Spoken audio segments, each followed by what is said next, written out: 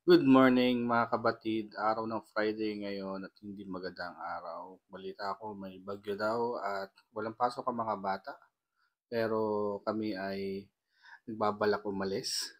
Kitang-kita naman yan, bagong gising pa nga lang. Si Chevy, naglalaro na naman ng tablet. Wala nang ginawa kundi mag-tablet. Si Chevy yan, kitang-kita, busy. At ayan, pati si Kuya. Laging hawak ang cellphone yan. Pero kami ay pupunta ngayon sa kainan. At ang aming mga palang mga alagang hamster, cute. Pasensya nyo at di pa nalilinis ang kulungan. Ayan, kitang-kita. Medyo masama ang panahon. May bagyo. Sabi sa balita. So, walang pasok ang mga bata. At kahit yan, bubad na naman sa ulan si Ellie. Mahihirapan na naman maglinis kay Ellie. Yan, ang mga bata. Pupunta na sa sasakyan. Naisipan namin lumabas kasi nagugutom kahit nga napakalakas ang hangin, pero Lord, ikaw nang bahala. Pero magandang opportunity pa rin kasi makakapag-vlog. Bagong memories na naman kasama ang family, si Cars, yan, si Toby, at ang aming pinaka-cute na si Chevy Boo. Kitang-kita naman yun, si Butchog, tumataba, ayan. So yun nga, pagdating namin, kitang-kita naman po na kahit bagyuhan ay bukas na bukas ang ating Chongmex, ang paboritong puntahan din sa Levittown. Medyo maraming mga store na sarado kasi nga bumabagyo. Pero sila bukas na bukas. Hi Ma'am Shi, hi Kuya Chongmex, Kuya Raymond, si Ate Ressa, at ang aming bokchog na si Chevy Boy.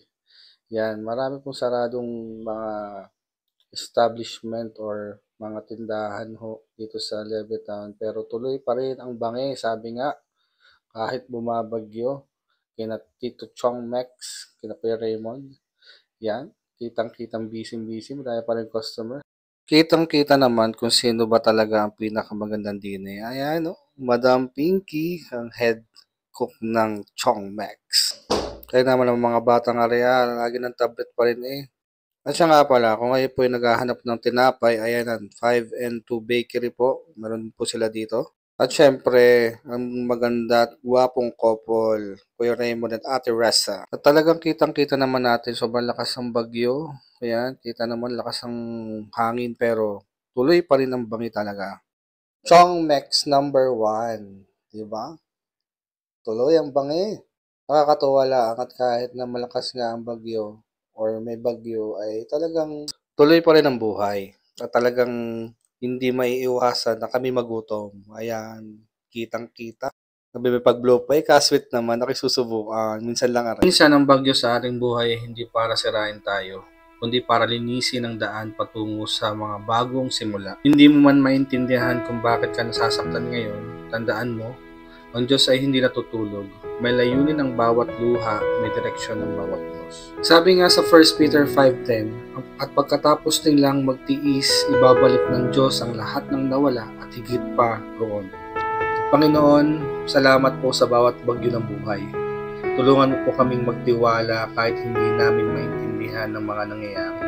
Palitan mo po ng bagong simula ang bawat sakit at bigyan mo po kami ng lakas upang makita ang iyong pabor sa aming buhay.